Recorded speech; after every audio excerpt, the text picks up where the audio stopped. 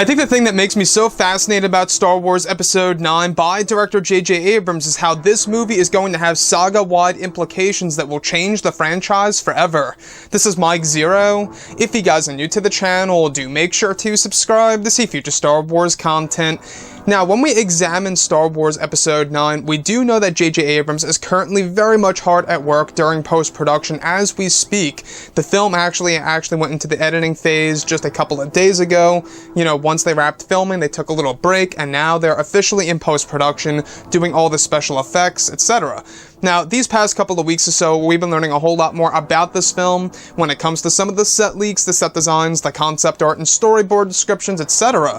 One of which has all to do with a moment between both Luke Skywalker, Rey, and Kylo Ren that is said to be a moment in the movie that will redefine the entire Skywalker saga. Specifically, a description of Luke Skywalker appearing to be in the form of a Force ghost, where it's described that he is standing on top of a narrow rock with his arms raised in the air. It's described that both Kylo and Rey are in front of him, where the environment is said to transform into something strange and irregular. It's described the sequence is as if Luke is bringing Kylo Ren and Rey into a hurricane of space and time, which is implied to be a look into the netherworld of the Force spinning around them. It's described Kylo and Rey hear many voices of the past in a fast-paced manner, and is similar to how Ezra Bridger heard Rey and Kylo Ren in the Worlds Between Worlds episode. This is the be a scene for the third act of the film that will change the franchise forever and redefine what the Force really is in Star Wars. So I really want to go over a couple of parts about this. Now, first things first, this ties directly into what we heard a couple of months ago about both Adam Driver, Daisy Ridley, and Mark Hamill filming a scene over in Cardington where they were actually in the middle of a 360-degree green screen. I don't know if you guys remember talking about this, but very interesting sequence where the camera was spinning around both Kylo Ren and Rey, right? Adam Driver and Daisy Ridley. This most definitely connects to this sequence involving Luke Skywalker initiating some kind of Force power that's allowing them to enter into the netherworld of the Force. This way, Luke is able to show them the truth of the Force and what the Force really is. It's also described that they hear voices of the past, both Kylo Ren and Rey, in a fast-paced manner.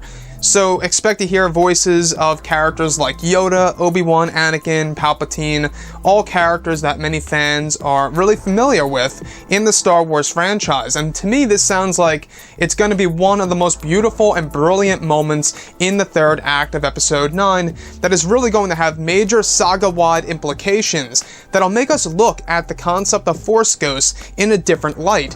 Now, like I say, it's all about how it's executed and how it's written by J.J. Abrams and how the actors performed in the scene. Now, I'm sure without a doubt Mark Hamill did an amazing job.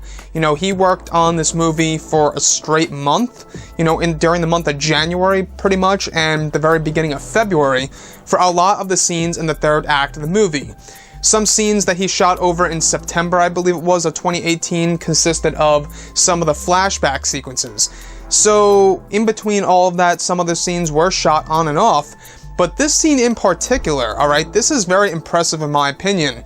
Seems as though that J.J. Abrams really is going to do something very out of the ordinary, something very crazy and wild that may be a little bold for some people, and some people actually may not agree with this decision to explore the netherworld of the Force, where it's actually visually done in a sense where it's described as a hurricane of space and time.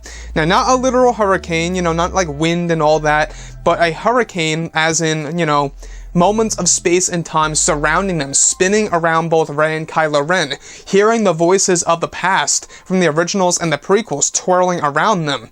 That to me sounds like it's going to be very epic and very emotional, given John Williams is going to do the right track for the scene. So like I say, music really does make everything in a Star Wars movie.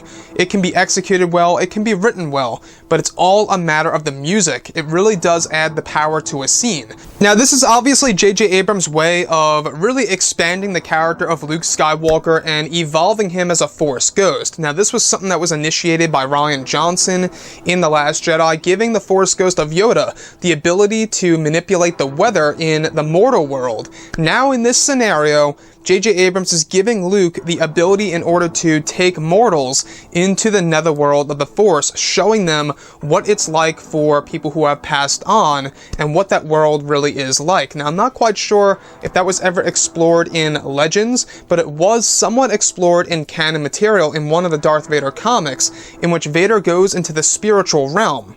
So anyways, guys, drop a comment below. Let me know what you think about all of this in the comments. And if you guys did enjoy the content for today, do make sure to drop a thumbs up on this video to support the channel. I thank you all so very much for the kind support, and I'll catch you guys next time.